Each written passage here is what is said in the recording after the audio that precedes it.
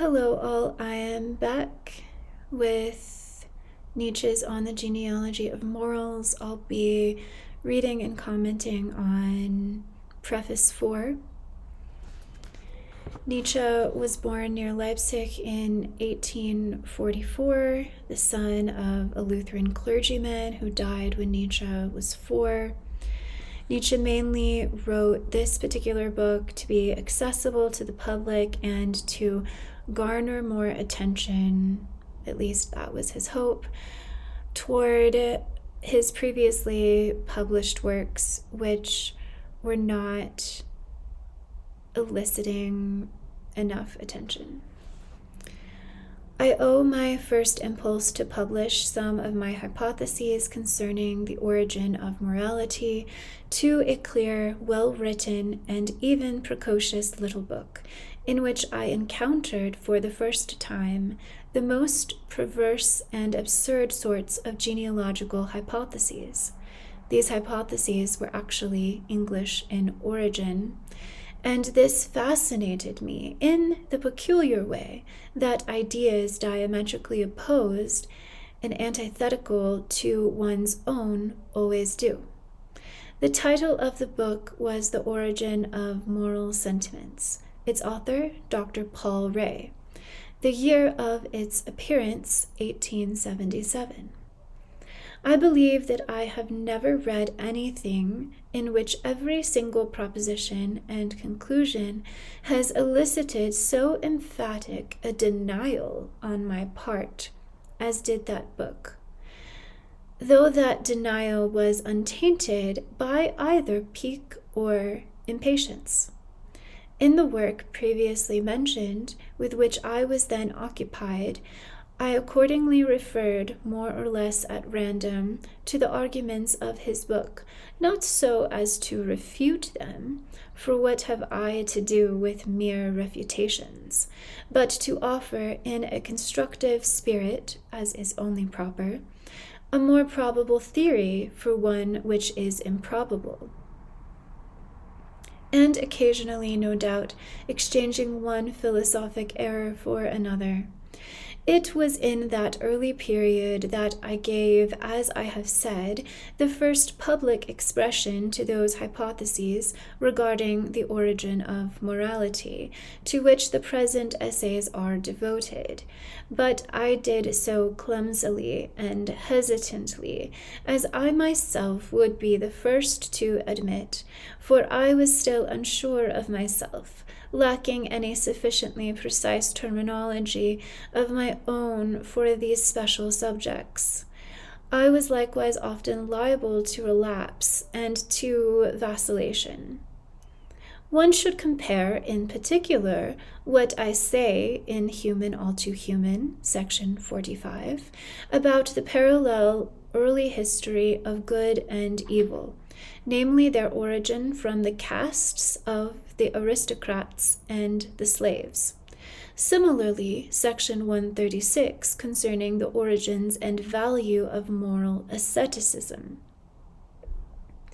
Likewise, sections 96 and 99, and volume 2, section 89, concerning the morality of custom, that far older and more original kind of morality, which is toto kailo, different from the altruistic ethics in which Dr. Ray, like all the English moral historians, sees the ethical thing in itself.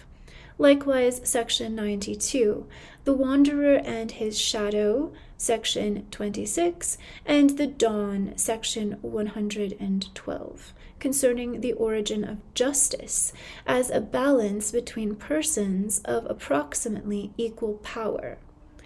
Equilibrium as the prerequisite of all contracts, consequently of all law. Similarly, concerning the origin of punishment, in The Wanderer and His Shadow, sections 22 and 33, which cannot be for the purpose of deterrence, as Dr. Ray asserts, for that is neither essential nor inherent, Rather, it is introduced only under certain particular circumstances and is always something incidental, something added on.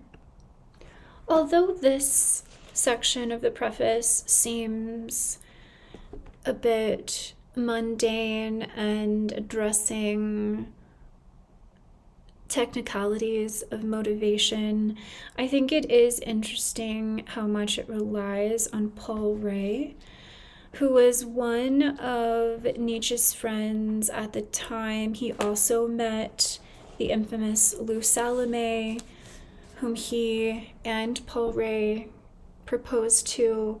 Nietzsche proposed twice, and Lou Salome rejected his proposal twice. They all had ideas on Lou Salome's instigation, sort of living together in kind of this ecstatic intellectual commune, and walking along the streets of maybe Rome or wherever they were going, and staying up late and having really deep, interesting conversations, and kind of just enjoying living together. I'm also reading Sue Perdue's I Am Dynamite, A Life of Nietzsche, and she has some interesting sort of comments on this trio. She said that in chapter 12, Philosophy and Eros, Perdue talks about this and says that Lou envisioned sort of a menage a trois, a holy trinity of philosophizing free spirits, filled almost to bursting with spirituality and keenness of mind. Her fantasy took shape during the time leading up to Nietzsche's arrival in Rome. She said, "I will confess honestly that a simple dream first convinced me of the feasibility of my plan, which flew directly in the face of all social conventions. In it I saw a pleasant study filled with books and flowers, flanked by 2 bedrooms, and us walking back and forth between them, colleagues working together in a joyful and earnest bond." And I think that it's really interesting how all along the history of philosophy, we have philosophers wanting this kind of juxtaposition of philosophy and eros. I think of Epicurus, who had that. He wanted kind of his commune where everyone pooled their resources together and limited their desires so they could truly find pleasure accessible. And St. Augustine also wanted this, and he often lived with friends and students, as he was often battling his desire toward disordered love, cupiditas. There's also this idea of celibacy as well, I think, in many of these communes. And I wonder if that is because of the kind of temperament and personality that is sometimes attracted to philosophy.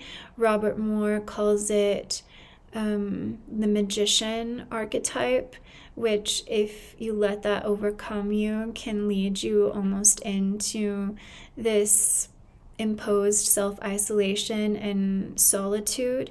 But I think nevertheless, when you're reading and writing, that takes a lot of time, and it sort of is a catalyst for eros in itself. But there is nevertheless this desire Oh, and then Descartes also moved various places, trying to find tranquility and getting away from kind of the noise of a social scene. Also, Emily Dickinson, not a philosopher, but a poet.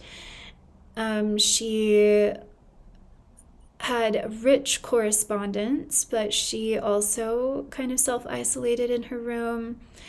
I think Kant and Kierkegaard, we could also look to them. This kind of swearing away of certain conventional relationships and activities.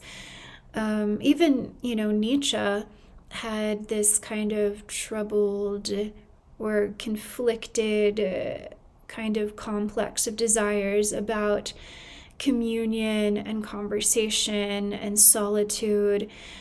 It seems to be almost a divided will where you have the thesis and antithesis of, complete isolation with traditional arrangements of eros and love and family. And then you have this synthesis with all of these philosophers who try to curate their lives in a way where they have enough time for thinking, but they also satisfy this equally deep desire, or almost as equal desire, to generate eros, like in Plato's Symposium, with deep, meaningful, emotionally intimate conversations about the highest of ideas.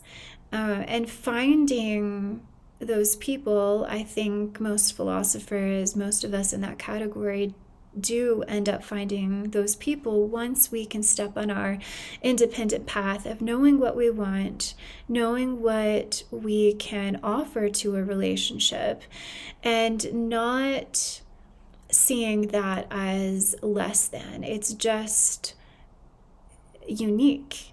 And, along the lines of what Nikolai Berdyaev says is personality. It's something that requires a radical acceptance of your own way of being.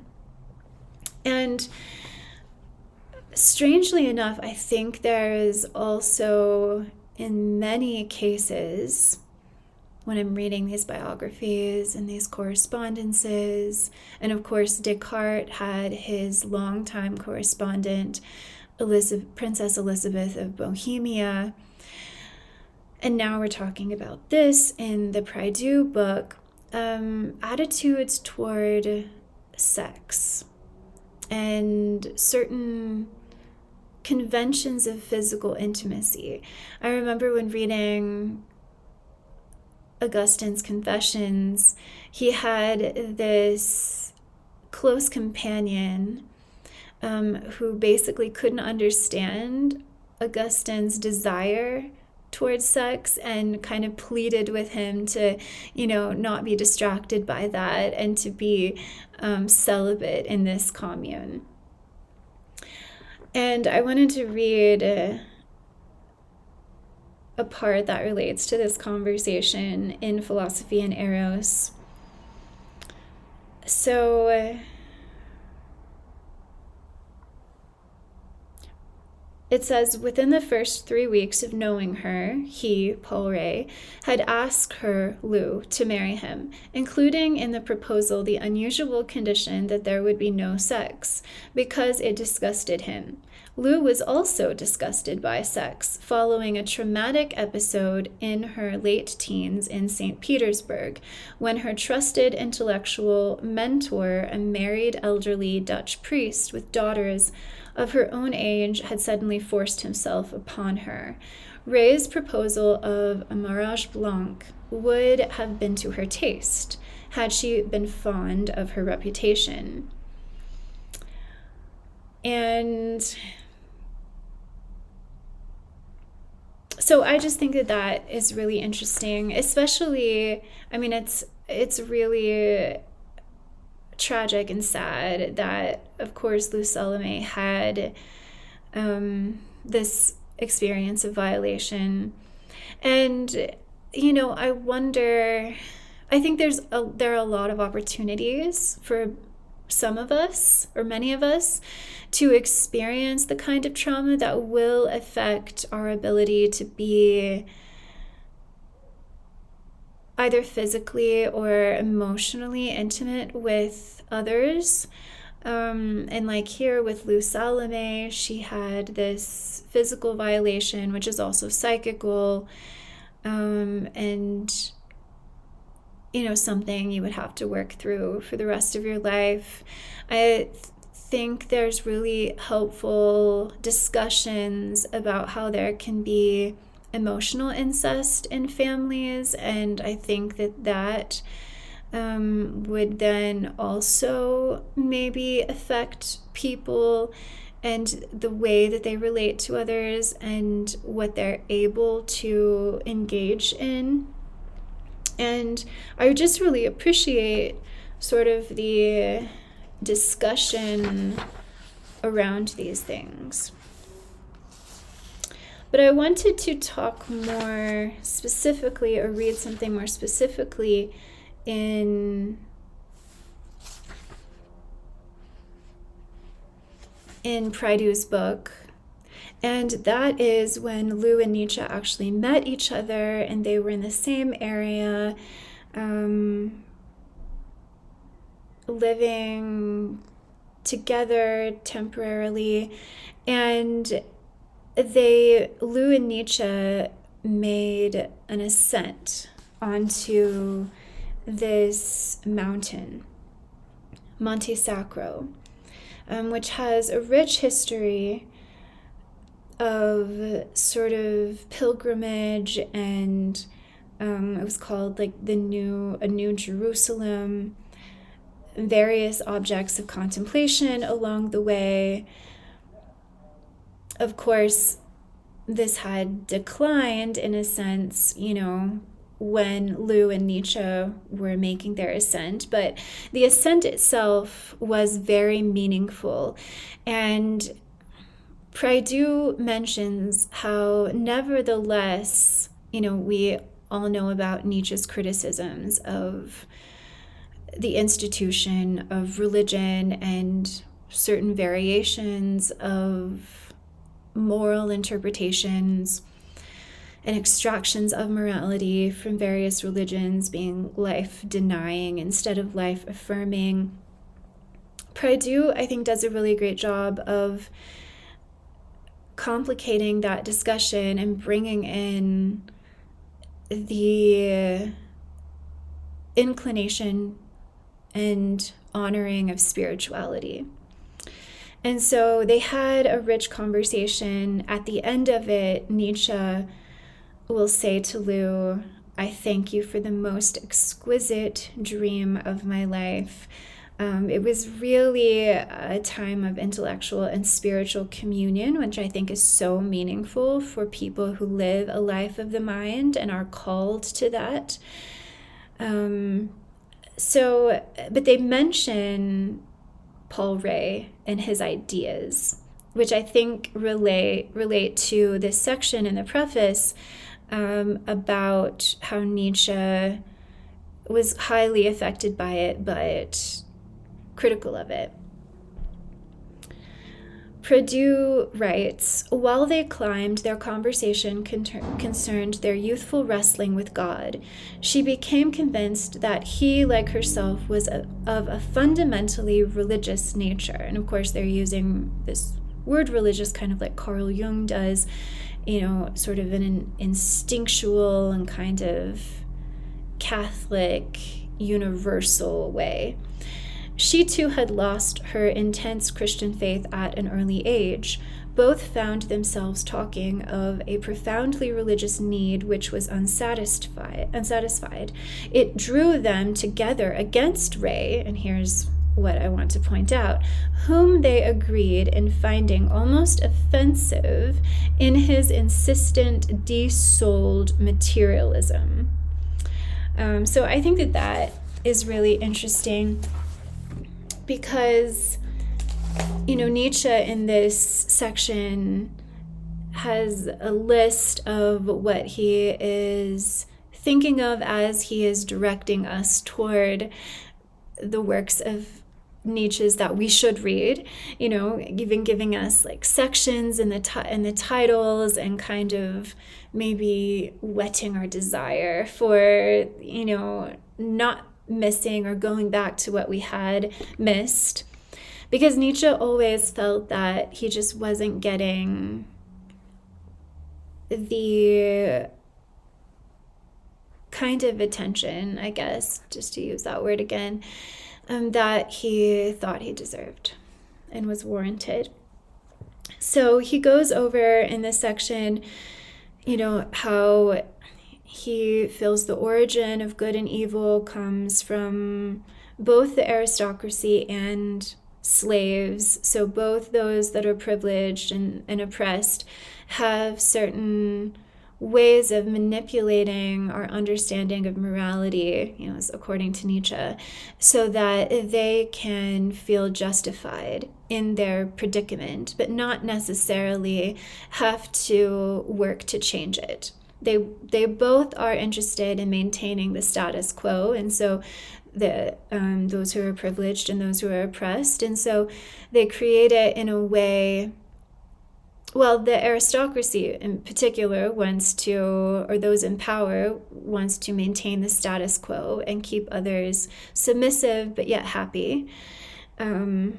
And then those who are oppressed have this resentment, and they want to justify their hatred toward the rich by creating this morality of poverty and charity that will sort of allow them to feel more powerful in their state without actually changing it, because they feel like they probably can't change it much. What can any of us do against the sort of economic injustice in sort of a big way where it topples down? I think a lot of us feel somewhat powerless, even though we try to be creative in creating a work-life balance. He mentions moral asceticism here in this section. And so I think, Nietzsche often has this double view of really everything, nihilism, asceticism.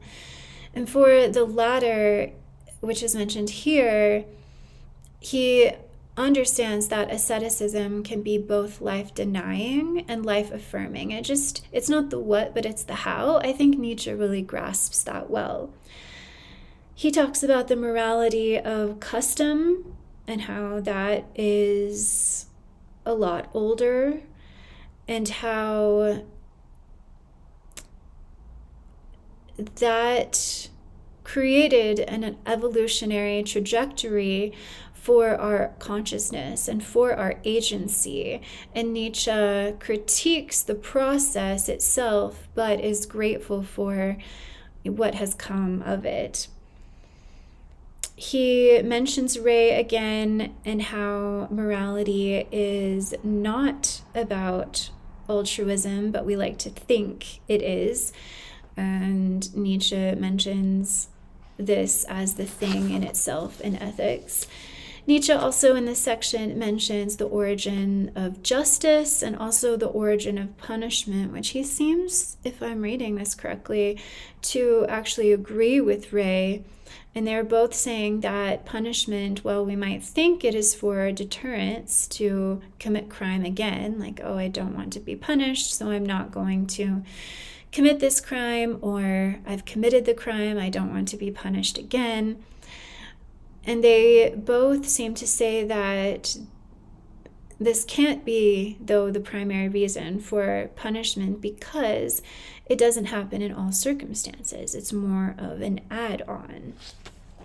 So, while this section is maybe more Nietzsche kind of cataloging his history and his ideas about, the importance of his books and kind of tracking an intellectual autobiography or journey, it does reference us to various threads that I think are quite interesting.